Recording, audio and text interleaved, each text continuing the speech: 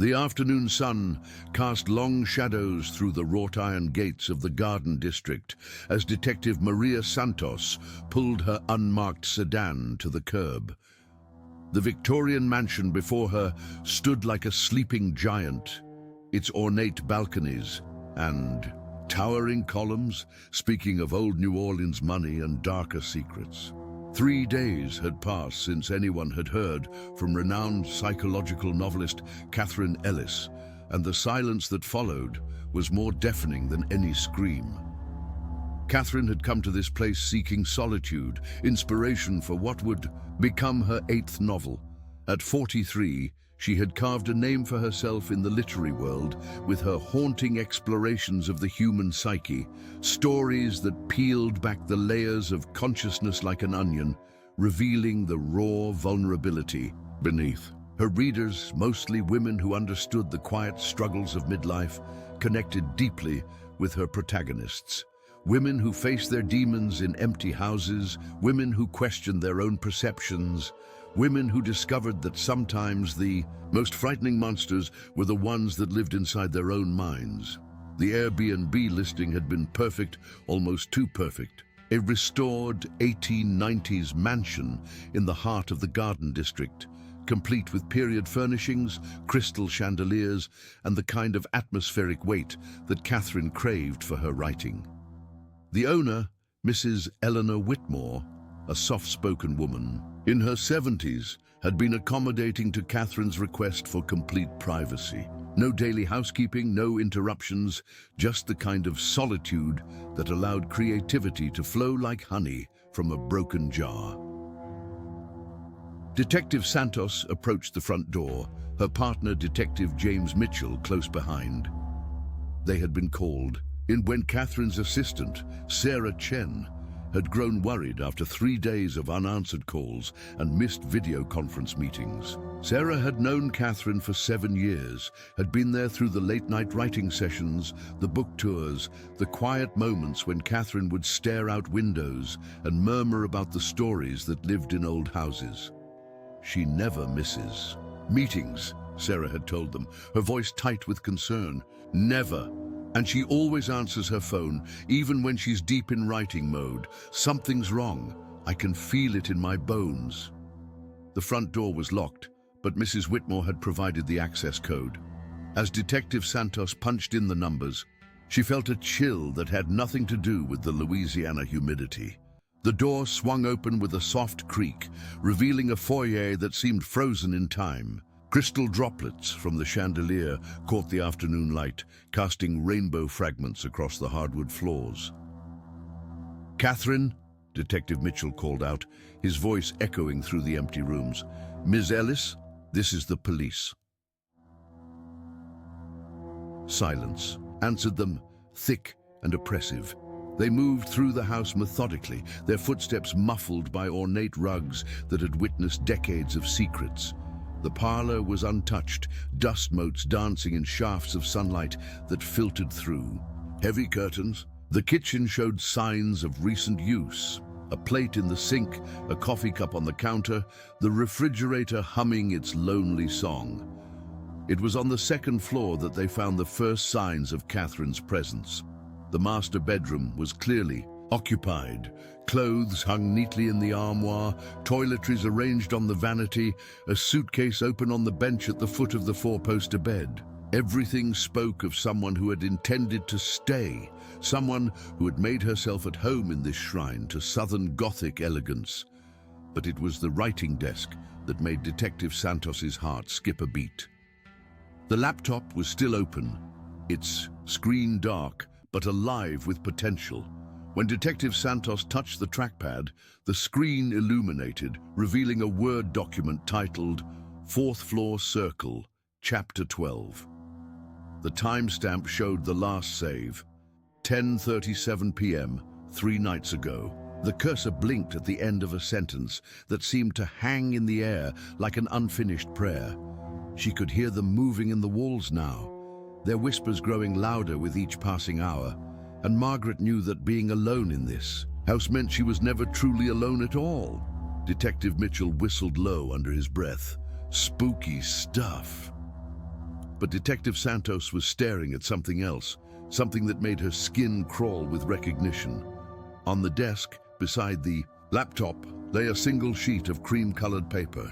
The writing on it was precise, almost mechanical in its perfection, each letter formed with the kind of careful attention that spoke of deliberate intent. They only appear when you are alone. Below the message, drawn with the same blue ink, was a symbol that meant nothing to Detective Santos but somehow felt significant. A small circle with 3 vertical lines inside it, like prison bars in a miniature cell. "This isn't her handwriting," Detective Santos murmured, thinking of the flowing script she had seen in Catherine's signature on the missing person report.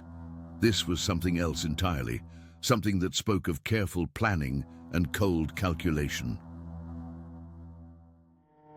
Detective Mitchell was examining the scene with the methodical attention of someone who had seen too many mysteries unfold in too many empty rooms. No signs of struggle, no blood. The windows locked from the inside. It's like she just vanished. They called in the crime scene team, though what crime had been committed remained a question mark hanging over the investigation. As technicians dusted for fingerprints and photographed every angle of the room, Detective Santos found herself drawn back to that laptop screen, to the story that Catherine had been telling when her voice was silenced. The novel was clearly a work in progress, but even in its incomplete state, it painted a picture of psychological tension that made Detective Santos uncomfortable. The protagonist, Margaret, was a writer who had retreated to an old southern mansion to work on her book, only to find herself increasingly paranoid about sounds in the walls, shadows that moved when they shouldn't, and the growing certainty that she was not alone in the house. "Art imitating life or life imitating art?" Detective Mitchell asked, reading over her shoulder. Detective Santos scrolled through the document, looking for clues hidden in Catherine's words. The writing was beautiful, haunting in the way that only Catherine Ellis could manage. But there was something different about the later chapters, something that made Detective Santos's detective instincts prickle with unease. The sentences became shorter, more urgent. The paranoia in Margaret's voice felt less like fiction and more like a documentary of real fear. "Look at this," Detective Santos said, pointing to a passage near the end. "She writes about Margaret finding notes around the house, messages that weren't there before, messages in handwriting that wasn't her own." The parallel was impossible to ignore. Fiction bleeding into reality, or reality seeping into fiction like water through cracks in old walls. As the afternoon wore on, they interviewed Mrs. Whitmore, who arrived with the trembling hands of someone who understood that her property had become the center of a mystery that would haunt her for years to come. She was a petite woman with silver hair and kind eyes that had seen too much of life to be easily shocked, but the disappearance of her guest had shaken her to her core. "She seemed like such a lovely person," Mrs. Whitmore said, sitting in the parlor while detectives asked their questions. "Quiet, thoughtful. She told me she was working on a book about old houses and the stories they keep. I thought it was perfect, you know? This house has so many stories." "When did you last see her?" Detective Santos asked gently, recognizing the fragility in the older woman's voice. "Sunday afternoon when she arrived. The taxi driver helped her with her bags, and she seemed excited to be here. She asked me about the history of the house, about the families who had lived here before. I told her about the Beaumonts, who built this place in 1890, and about some of the more interesting events that had happened over the years." "Interesting events?" Mrs. Whitmore's eyes flickered with something that might have been regret. "Oh, you know how these old houses are, deaths, births, family dramas. I mentioned that there had been a few unexplained incidents over the years. Lights that turned on by themselves, sounds that couldn't be explained. I thought it might inspire her writing." I never thought. Her voice trailed off, leaving the implication hanging in the air like incense in an empty church. Detective Santos made a note to follow up on the house's history, though she suspected that path would lead more to local legends than to concrete answers. What mattered was the here and now, the fact that a celebrated author had vanished from a locked room like something out of one of her own novels. The security system provided their next clue, though it raised more questions than it answered. The exterior cameras had indeed captured Catherine's arrival on Sunday at 4:12 p.m., showing her stepping out of a yellow taxi with 2 suitcases and a laptop bag, looking relaxed and happy to be there. But after that moment, there was nothing. No footage of her leaving, no images of visitors, no evidence of anything unusual. The interior cameras, Mrs. Whitmore explained with obvious embarrassment, had been malfunctioning for 3 days before. Catherine's arrival, an electrical issue that her handyman had been meaning to fix but hadn't gotten around to yet. The timing felt too convenient to be coincidental, but there was no evidence of tampering, no proof that the malfunction had been anything more than unfortunate timing. As evening approached and the shadows grew longer, Detective Santos found herself standing in the master bedroom again, staring at that cryptic message on the desk. The crime scene team had photographed it from every angle, bagged it as evidence, but the words seemed to echo in the empty room even after the paper was gone. They only appear when you are alone. Who were they? And what did their appearance mean for Catherine Ellis? The taxi driver who had brought Catherine to the house was located and interviewed.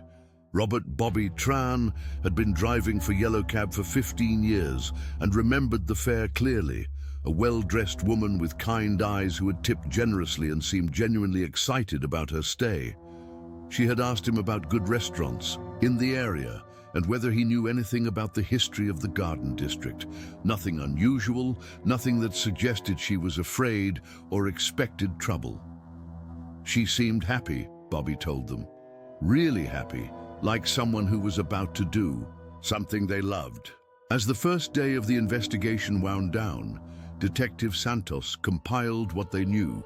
Catherine Ellis had arrived at the Airbnb on Sunday afternoon, apparently in good spirits. She had worked on her novel until at least 10:37 p.m. that night.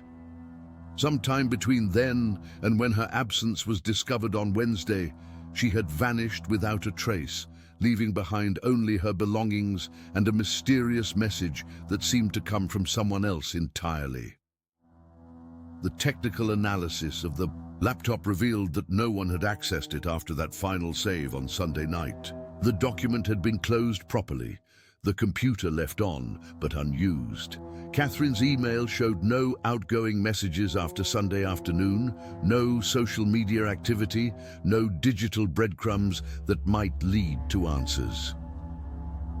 Detective Santos drove home that night through the winding streets of New Orleans, past the gaslit corners and shadowy courtyards that made the city feel like a living ghost story. She thought about Catherine Ellis, about a woman who wrote about psychological terror, finding herself at the center of a real-life mystery that her imagination could never have conceived. The house on Magazine Street sat empty now.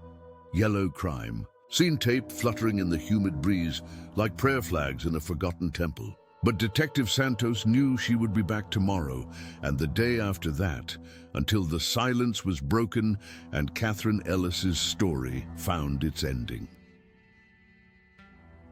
In her apartment that night, Detective Santos pulled up Catherine's previous novels on her and tablet, thinking that perhaps understanding the author's mind might provide clues to her disappearance.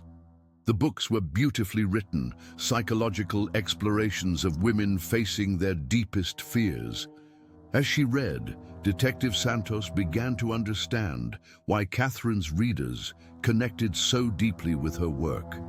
There was a truth in her writing that spoke to the fears every woman carried, the vulnerability that came with being alone in a world that didn't always feel safe. One passage in particular caught her attention, from Catherine's fifth novel, The Weight of Solitude. Sometimes the most frightening thing about being alone isn't what might happen to you. It's discovering who you really are when no one else is watching. Detective Santos closed the tablet and stared out her window at the sleeping city. Somewhere out there, answers waited in the shadows. Tomorrow, she would begin the work of bringing them into the light.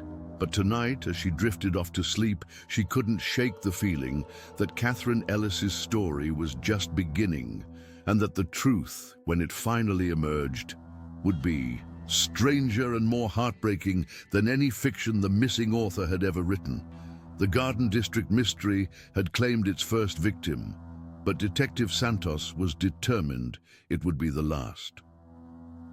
Dawn broke over New Orleans with the kind of soft light that made the Garden District look like a watercolor painting, all pastels and gentle shadows. Detective Santos arrived at the Victorian mansion early, before the tourist carriages began their rounds and before the city fully awakened to another day of questions without answers. She had spent the night reading Catherine Ellis's novels, diving deep into the psychological landscapes that the author had crafted with such careful precision. What struck her most was Catherine's ability to capture the specific fears that haunted women in midlife.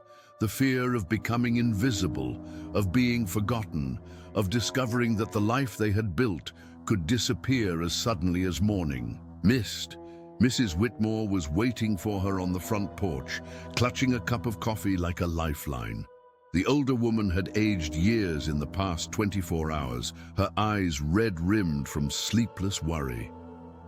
"I've been thinking all night about..." What Catherine said when she arrived, Mrs. Whitmore, began without preamble. She asked me specifically about women who had lived in this house, about their stories. She wanted to know if any of them had been writers or artists. Detective Santos settled into the wicker chair beside her, accepting the offered cup of coffee with grateful hands. "What did you tell her?" "I told her about Vivian Beaumont, the original owner's daughter. She was a poet, wrote beautiful verses about love and loss, but she never published anything during her lifetime. Women weren't encouraged to pursue such things back then. After she died in 1923, her family found hundreds of poems hidden away in a trunk in the attic. Beautiful, heartbreaking work about feeling trapped by expectations, about dreams deferred." Mrs. Whitmore's voice carried the weight of old sadness, the kind that settled into the bones of houses and never fully left. Catherine seemed fascinated by that story. She asked if she could see the room where Vivian used to write. "The master bedroom?" "Yes, it's been Vivian's room originally. She had a writing desk by the window, just like the one that's there now. Catherine said she could feel the creative energy in that space, that it inspired her." Detective Santos made a note, though she wasn't sure what to do with this information. The connection between a long-dead poet and a missing contemporary novelist felt tenuous, but in a case this strange, no detail seemed too small to matter. The forensics team had finished their initial sweep of the house, but Detective Santos wanted to walk through it again, with fresh eyes. Sometimes the second look revealed what the first had missed, the small details that only became significant when viewed in context. The master bedroom felt different in the morning light. Without the dramatic shadows of the previous afternoon, it looked like what it was, a beautifully appointed guest room in an upscale vacation rental. But the absence of Catherine Ellis was palpable, like a negative space that defined everything around it.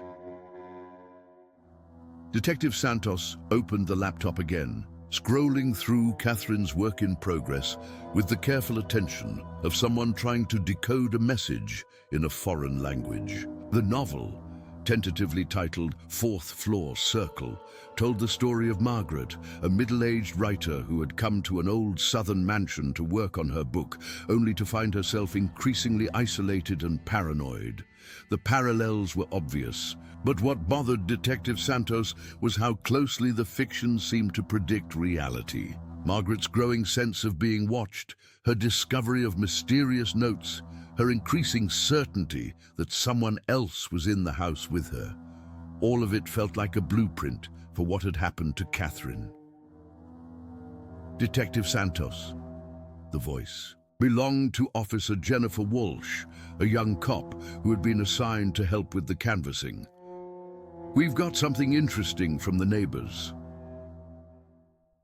They walked to the house next door, a smaller but equally elegant Victorian where Mrs. Dolores Fitzgerald had lived for 43 years. She was a sharp-eyed woman in her 70s who noticed everything that happened on her block and wasn't shy about sharing her observations.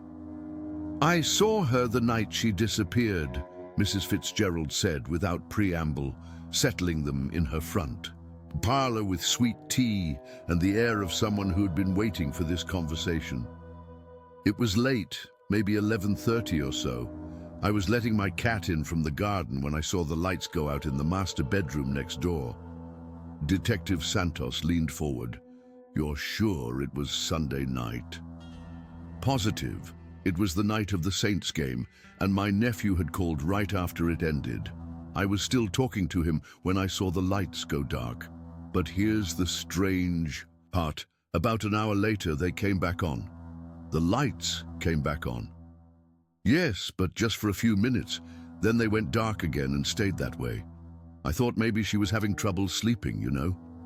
Sometimes when I can't sleep, I turn the lights on and off, trying to decide whether to read or just lie there in the dark." Detective Santos felt a chill that had nothing to do with the air conditioning. "Did you see anyone? Any movement in the windows?" Mrs. Fitzgerald shook her head slowly. "That's just it. I didn't see her at all. Not even a shadow passing by. The window, it was like the lights were turning themselves on and off." The forensics report arrived by email, while Detective Santos was still processing this new information. The fingerprint analysis had found only Catherine's prints in the bedroom, along with some older prints that belonged to Mrs. Whitmore and her cleaning service. The mysterious note had been handled carefully.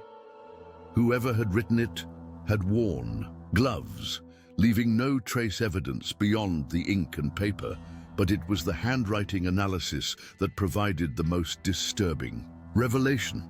The expert who had examined the note was Dr. Patricia Hoffman, a forensic graphologist who had worked on high-profile cases across the South. Her preliminary report was thorough and unsettling. The handwriting on the note shows characteristics of deliberate disguise, Dr. Hoffman had written. The writer was clearly attempting to mask their natural hand, but certain unconscious patterns suggest this was written by someone with extensive education and possibly experience in creative writing.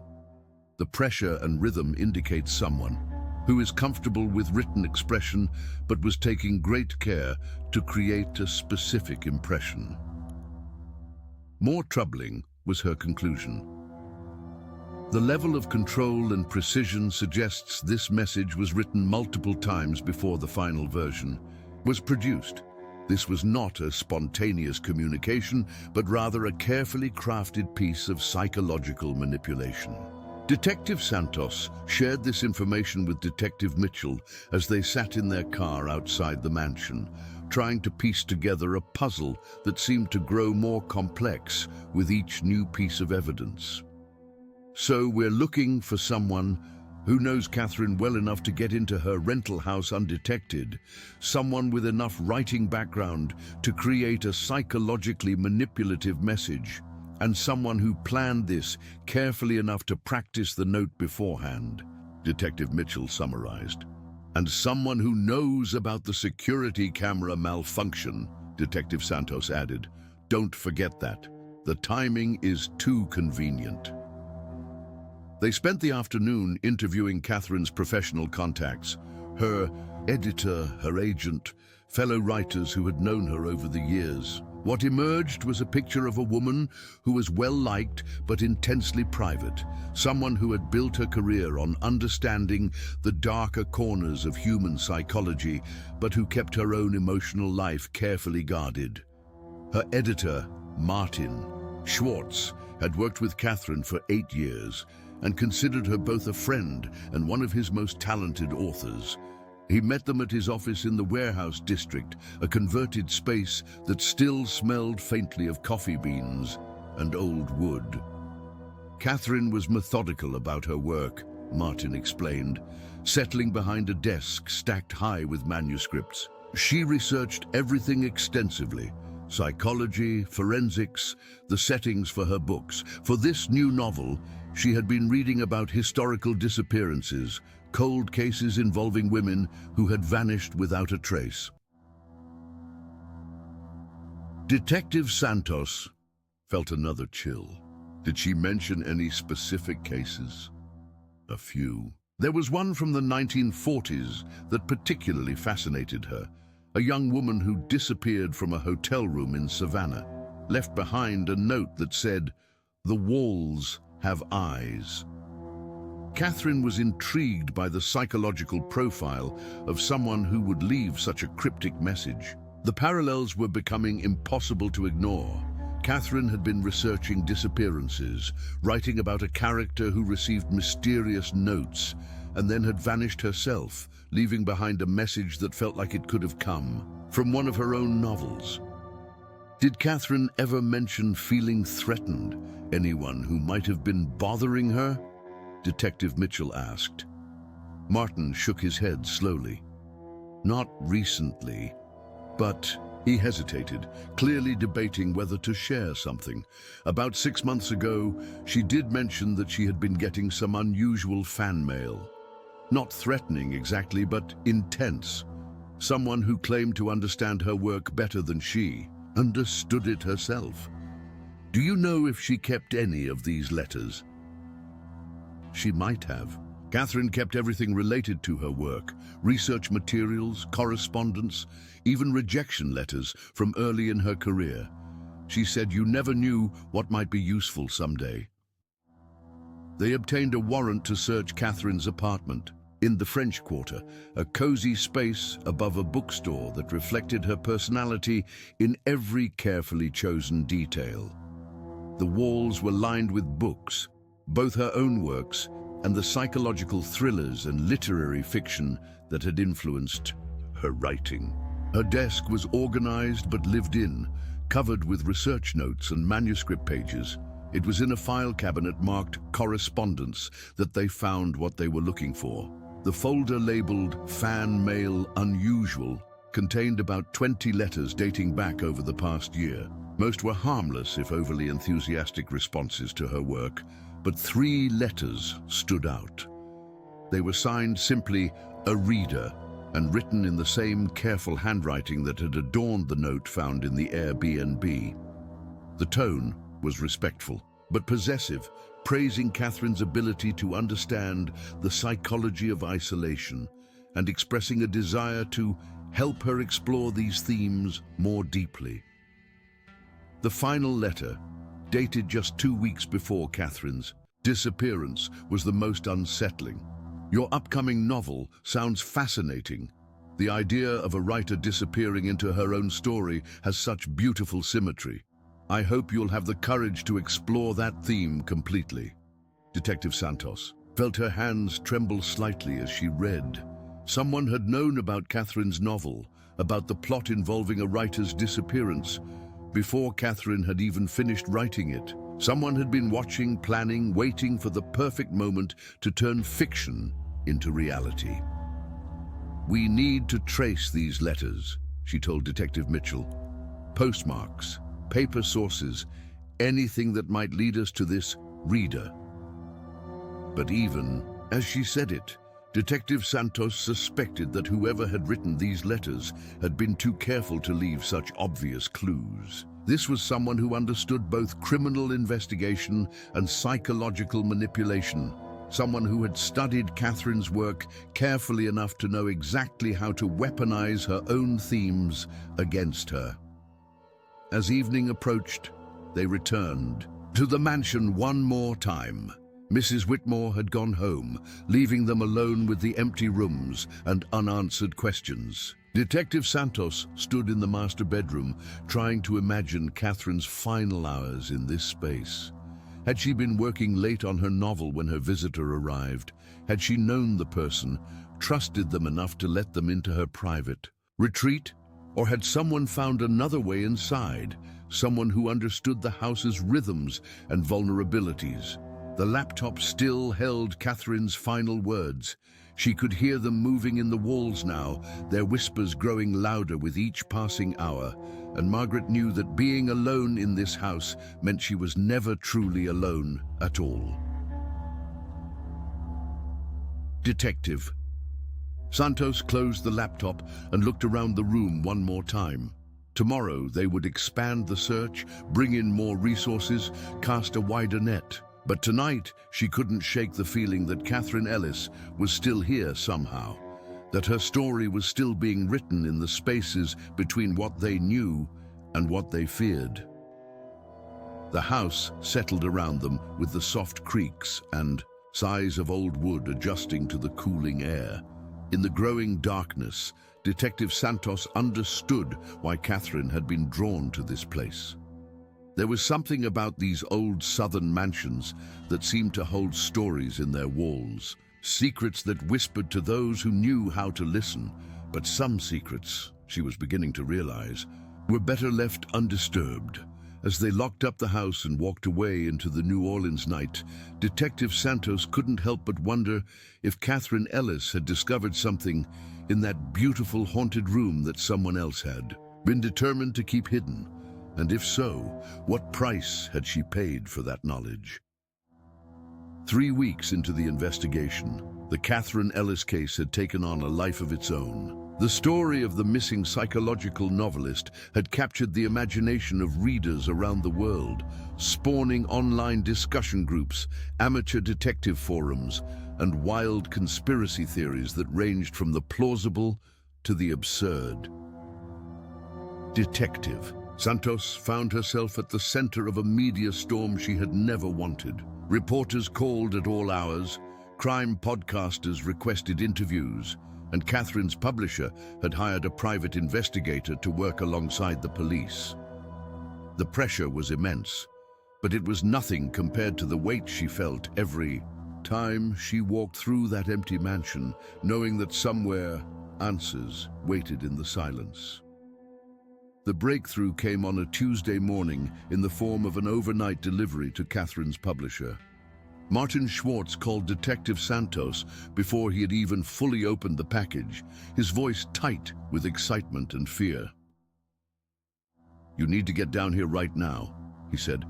"Someone sent us a chapter from Catherine's book, a chapter she never wrote." Detective Santos and Detective Mitchell arrived at Martin's office within 20 minutes, finding him standing behind his desk, staring at a single sheet of paper as if it might bite him. The letter had been sent via FedEx from a drop-off location in Baton Rouge, with no return address and payment made in cash. The message was brief but chilling. "She went too far. The book was just a mirror. Perhaps you'll understand what she couldn't." Below this text was a printed page that looked exactly like Catherine's manuscript format, complete with the proper heading and page numbering. But the content was something that made Detective Santos's skin crawl with recognition. The chapter described Margaret's final night in the southern mansion, her growing realization that someone else was in the house with her, and her discovery of notes that seemed to predict her own thoughts before she had them. The writing style was uncannily similar to Catherine's, the same psychological insight, the same careful attention to the protagonist's internal state, but there was something subtly different about it, something that felt like an echo rather than an original voice. "This isn't Catherine's writing," Martin said, his hands shaking slightly as he held the page. It's close, incredibly close, but it's not her. I've worked with her for 8 years. I know her voice.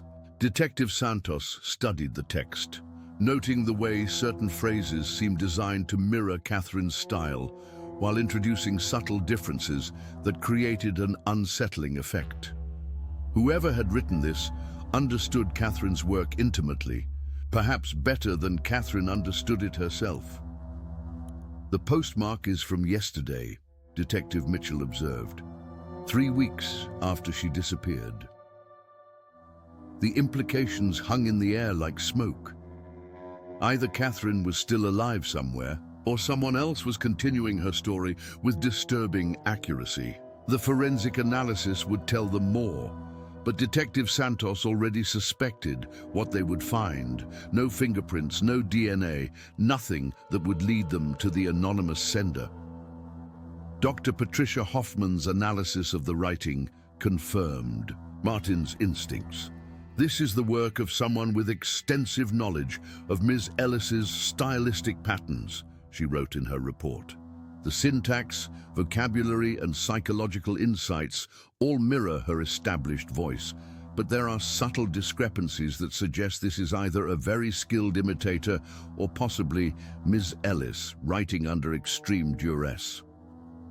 The possibility that Catherine might still be alive somewhere, being forced to write under threat, opened up new avenues of investigation, but also new fears. Detective Santos had worked missing persons cases before where victims had been held for extended periods, sometimes years, by captors who had developed elaborate psychological relationships with their prisoners.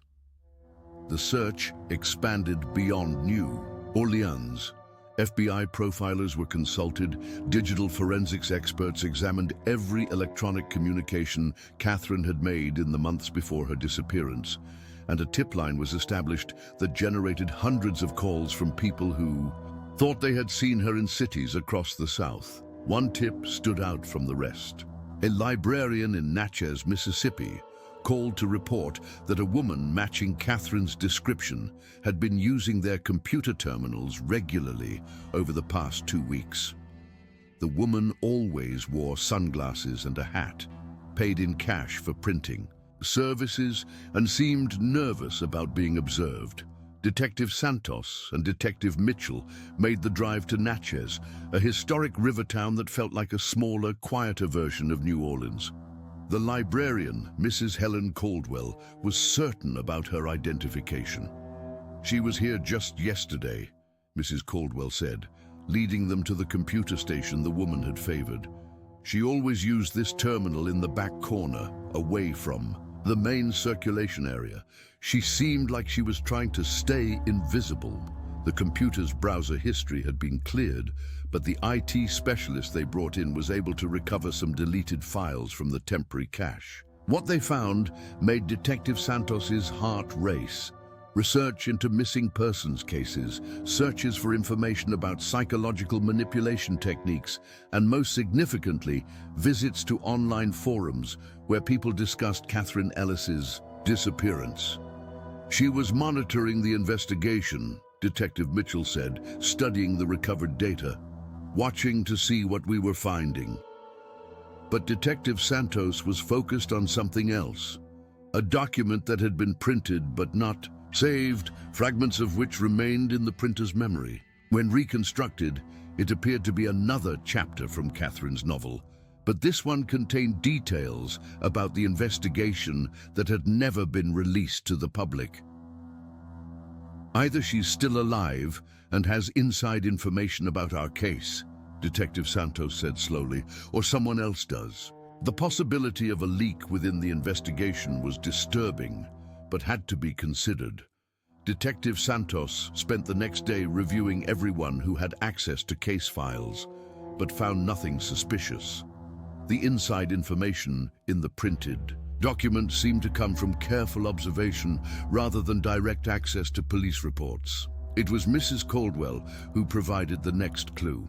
"There was something else about that woman," she said as they were preparing to leave. "She had beautiful handwriting. I noticed it when she filled out the computer use form. Very careful, very precise. like someone who was used to writing by hand. The description matched the handwriting analysis from the original note, but it also suggested something else, that their mysterious correspondent might not be Catherine Ellis at all, but someone who had been studying her carefully enough to imitate not just her writing style, but her physical mannerisms. The drive back to New Orleans was quiet. Both detectives lost in their own thoughts about what they had discovered. The case was becoming more complex with each new piece of evidence, layers of deception and misdirection that seemed designed to confuse rather than clarify. It was late evening when they arrived back at the station to find another surprise waiting for them. Mrs. Whitmore had called earlier, reporting that the lights in the mansion's master bedroom had been turning on and off again. This time, she had done something about it. "I went over there myself," she told Detective Santos over the phone. "I have a key, and I thought maybe there was an electrical problem, but when I got to the bedroom, I found something on the desk." Another note written in the same careful handwriting. "Some stories don't want to end." But this time, there was something else. A small recording device, the kind used by journalists or writers to capture interviews. Mrs. Whitmore had found it sitting next to the note, still running. Detective Santos listened to the recording. In the mansion's master bedroom, the same room where Catherine had last been seen, the audio was mostly silence, broken by the soft sounds of the house settling and the distant hum of traffic. But there were other sounds too. Footsteps that seemed to pace the room, the faint scratch of pen on paper, and once, just once, a woman's voice humming softly. The voice was too distorted to identify with certainty, but it carried the same melancholy tone that Detective Santos had heard in interviews with Catherine Ellis. The humming seemed to follow a melody that was both familiar and strange, like a half-remembered lullaby from childhood. "She's been coming back," Mrs. Whitmore said, her own voice barely above a whisper.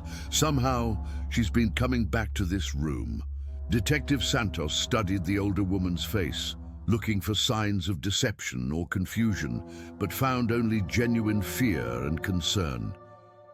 Mrs. Whitmore believed what she was saying, and the physical evidence, the notes, the recording, the lights, supported her claims. But how was it possible? The house was supposed to be secure, watched by both police patrol and a private security company that Mrs. Whitmore had hired after the disappearance. Yet someone was getting inside, leaving messages, and apparently spending time in the room where Catherine had vanished. The security company's records showed no breaches, no unexplained entries or exits. The exterior cameras, which had been repaired and upgraded after Catherine's disappearance, showed nothing unusual. It was as if whoever was visiting the room had found a way to become invisible to electronic surveillance. Detective Santos spent that night in the mansion, sitting in a chair in the hallway outside the master bedroom, waiting for something to happen. The house was full of sounds, the whisper of wind through old windows, the creak of floorboards adjusting to temperature changes, the distant rumble of streetcars on St. Charles Avenue. Around 3 in the morning, she heard it, the soft sound of footsteps in the bedroom, as if someone was pacing slowly back and forth across the hardwood floor. Detective Santos drew her service weapon and approached the door, her heart hammering in her chest. The room was empty, but on the desk, where there had been nothing when she had checked an hour earlier, lay another note. She found what she was looking for. Some discoveries are too dangerous to share. Detective Santos called for backup and had the entire house searched again, but they found no trace of an intruder. The note was analyzed for fingerprints and DNA, but like all the others, it yielded nothing useful. Whoever was doing this understood evidence collection and was taking careful precautions. The psychological impact was becoming clear. These weren't random acts of vandalism or simple harassment. They were carefully orchestrated events designed to create a specific emotional response, to build a narrative that blurred the line between reality and fiction. Someone was using Catherine's own techniques against anyone who tried to find her, creating a psychological maze that led deeper into confusion with each new clue. Detective Santos sat in her car outside the mansion as dawn broke over the Garden District, watching the sunrise paint the Victorian houses in shades of gold and rose. Somewhere in this beautiful haunted city, Catherine Ellis was either dead or imprisoned, and someone else was playing an elaborate game with her life as the stakes. But games, Detective Santos knew, always had rules. And rules could be learned, understood, and ultimately broken. The key was figuring out what the player really wanted, what end goal drove this elaborate performance. As she drove home through the waking city, Detective Santos made herself a promise. She would find Catherine Ellis, dead or alive. She would unravel this psychological maze and bring whoever was responsible to justice. And she would not let the games and manipulations deter her from the truth. The story of Catherine Ellis was still being written, but Detective Santos was determined to make sure it had the right ending. 6 weeks after Catherine Ellis's disappearance, Detective Santos received the call she had been both expecting and dreading. A construction crew renovating a historic warehouse in the Marini district had made a discovery that would finally provide answers to the questions that had haunted the investigation. But the truth, when it came, was more heartbreaking and complex than anyone could have imagined. The warehouse had been scheduled for conversion into luxury apartments, a common transformation in New Orleans' rapidly gentrifying neighborhoods. When the workers began demolishing walls in what had once been the building's office space, they found a small, carefully constructed room that didn't appear on any of the original blueprints. The room was spartanly furnished. A single bed, a writing desk, a small bookshelf lined with Catherine Ellis's novels. On the desk sat a laptop computer, an older model that showed signs of heavy use, and scattered across every surface were pages of handwritten text, hundreds of pages covered in 2 distinctly different handwriting styles. Detective Santos stood in the doorway of that hidden room, taking in the scene with the careful attention of someone who understood that she was looking at the final chapter of a story that had consumed her life for the past month and a half. The air in the room felt heavy with secrets finally ready to be revealed. The laptop was password protected, but forensic specialists were able to access it within hours. What they found inside told a story of obsession, manipulation, and ultimately tragic misunderstanding that had spiraled far beyond anyone's control. The computer belonged to Dr. Rebecca Morrison, a former professor of psychology at Tulane University, who had been forced to retire early due to what her colleagues had diplomatically termed boundary issues with students. Her academic specialty had been the psychology of creative expression, particularly the way traumatic experiences shaped artistic output. Dr. Morrison had become fascinated with Catherine Ellis's work 3 years earlier, initially as a professional. Interest in the psychological accuracy of Catherine's character development, but that professional interest had gradually evolved into something more personal and disturbing. She had begun to see Catherine as the perfect subject for her own research into the relationship between psychological manipulation and creative inspiration. The files on the laptop revealed the scope of Dr. Morrison's obsession. She had collected every published interview with Catherine, analyzed her novels for psychological patterns, and even attended book readings where she could observe Catherine's behavior in person. She had mapped Catherine's daily routines, learned about her writing habits, and identified her psychological vulnerabilities with the precision of a trained researcher. But it was the journal entries that revealed the true scope of the tragedy that had unfolded in that hidden room. Dr. Morrison had never intended to hurt Catherine. In her twisted logic, she had convinced herself that she was conducting a valuable experiment in creative psychology. She believed that by placing Catherine in a controlled environment where she experienced the same psychological isolation that her fictional characters endured, she could help Catherine create her masterpiece while simultaneously gathering data for groundbreaking research. The plan had been elaborate and carefully executed. Dr. Morrison had rented the warehouse 6 months earlier, using a false identity and cash payments to avoid detection. She had created the hidden room, installed surveillance equipment, and even practiced forging Catherine's handwriting and writing style until she could create convincing imitations. The security camera malfunction at Mrs. Whitmore's Airbnb had not been a coincidence. Dr. Morrison had engineering training from her undergraduate years and had disabled the cameras 3 days before Catherine's arrival, timing it perfectly to avoid suspicion while creating the window of opportunity she needed. On that Sunday night in May, Dr. Morrison had waited until Catherine was deeply absorbed in her writing, then used a key she had obtained by posing as a cleaning service representative to enter the mansion. She had approached Catherine as a fellow academic, someone who understood and appreciated her work. In those initial moments, Catherine had apparently welcomed the conversation about her writing process and psychological insights.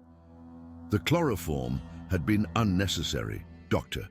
Morrison wrote in her journal, Catherine had actually agreed to come with her once Dr. Morrison explained her research project and assured her that it would only take a few days.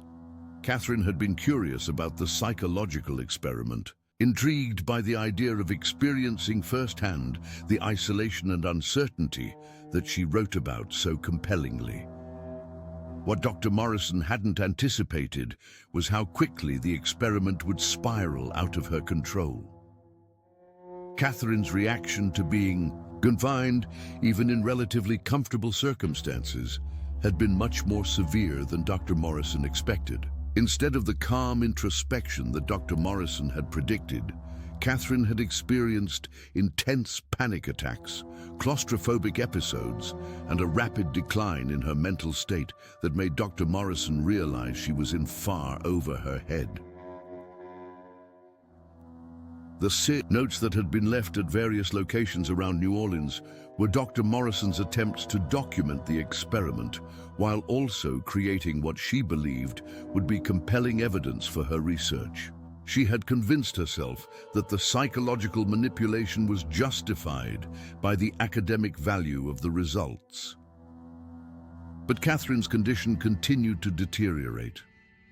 The woman who had written so eloquently about psychological isolation was experiencing it as a living nightmare that threatened to break her mind completely. Dr. Morrison found herself trying to play the roles of captor, researcher, and therapist simultaneously, none of them successfully.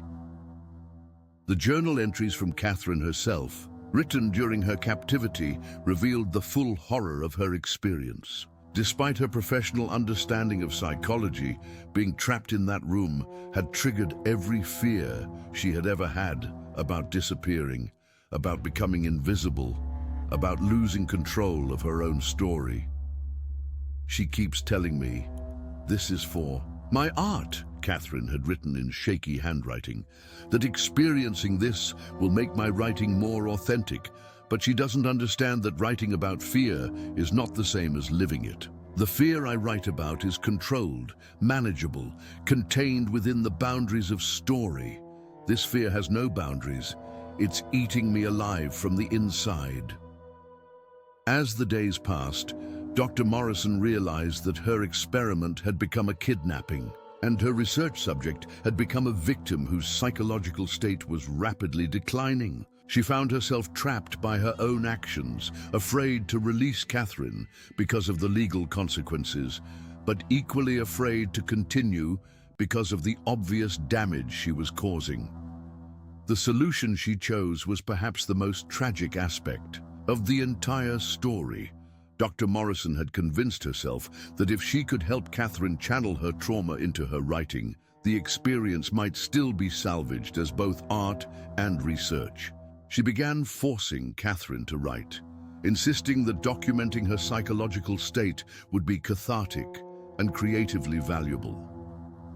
Catherine had complied, partly from fear and partly from her own desperate hope that writing might provide some measure of psychological relief.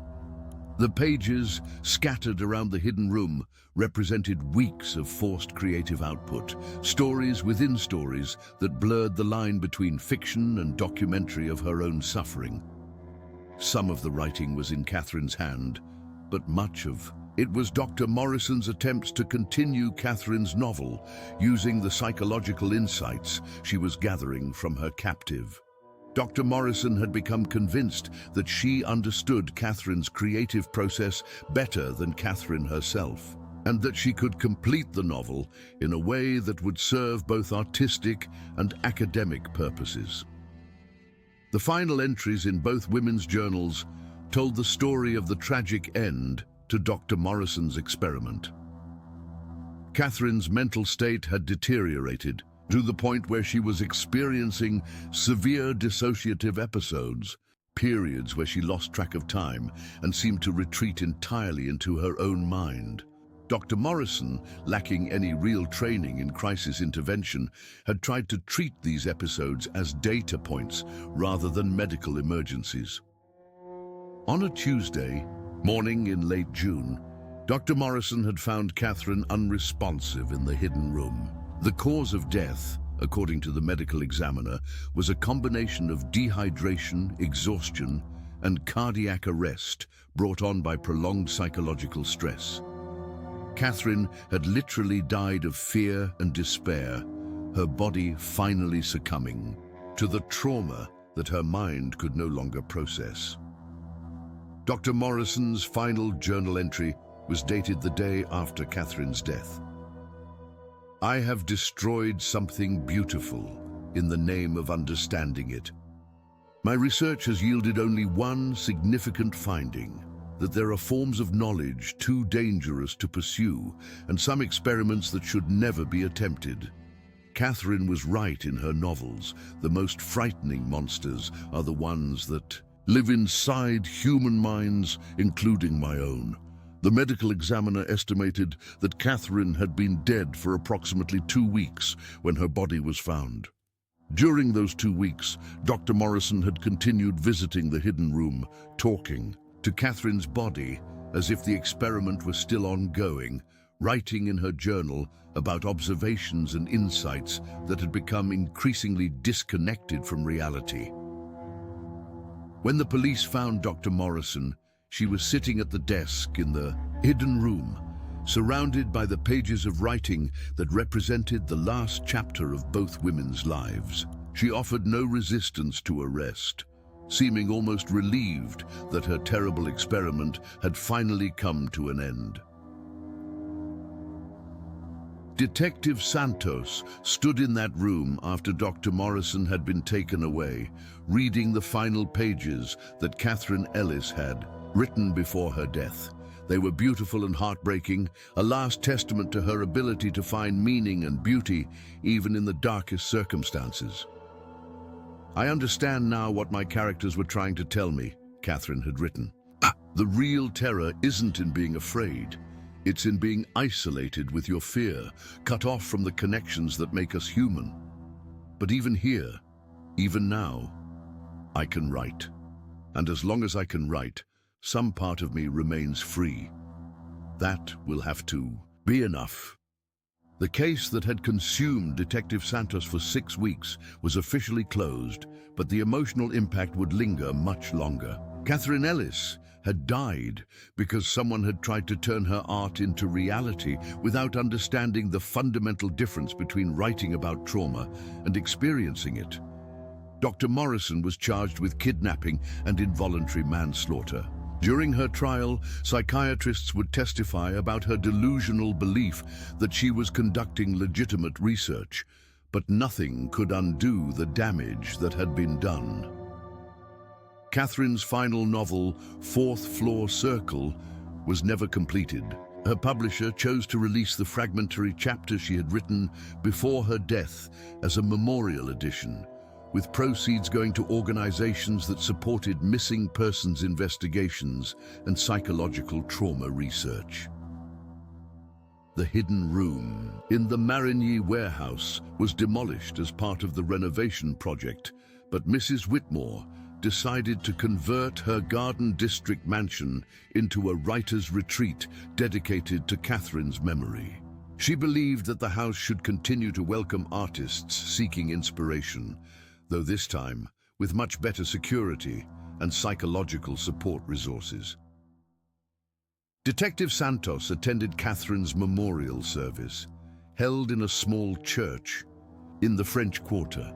The service was packed with readers, fellow writers, and people who had been touched by Catherine's exploration of the darker corners of human experience. As speaker after speaker testified to Catherine's ability to help others feel less alone with their fears, Detective Santos understood that Catherine's true legacy was not the mystery of her disappearance, but the compassionate way she had written about the struggles that every person faced. In the end, the Catherine Ellis case had revealed a truth that was both simpler and more complex than anyone had imagined. It wasn't a story about supernatural mysteries or criminal masterminds, but about the dangerous intersection of obsession and academia, about what happened when the desire to understand human psychology overrode basic human compassion. Detective Santos kept one of Catherine's final pages in her case file, not as evidence, but as a reminder of why the work mattered. Catherine had written, "We tell stories not to escape from life, but to understand it better. The best stories help us realize that even in our darkest moments, we are not alone. Someone else has walked this path, felt this fear, and found a way to survive it." That connection, that recognition, is what makes both writing and living worthwhile. As Detective Santos drove through the Garden District that evening, past the mansions that held their own collections of stories and secrets, she reflected on the strange case that had brought her closer to understanding both the power and the responsibility that came with telling other people's stories. Catherine Ellis had spent her career writing about women who faced their fears alone in empty houses. In the end, she had been forced to live that nightmare herself. But her words had survived, continuing to offer comfort and understanding to readers who needed to know that even in their darkest moments, they were not forgotten. The case was closed, but Catherine's story would continue as long as people read her books and found in them the courage to face their own fears with grace and determination.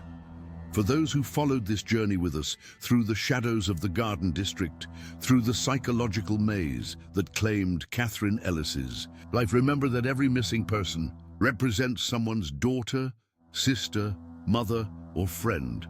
Their stories matter, their voices deserve to be heard, and their mysteries deserve to be solved with the same care and dedication that we would want for our own loved ones. If this story touched your heart, if it made you think about the people in your own life who might be struggling with isolation or fear, please take a moment to share it with others. Subscribe to our channel so you never miss these important stories. Give this video a thumbs up to help others find it. And tell us in the comments about how Catherine's story affected you. Because in the end, the most powerful thing we can do is remind each other that no matter how dark things might seem, no matter how alone we might feel, there are always people who care enough to keep looking, keep searching, and keep telling the stories that need to be told.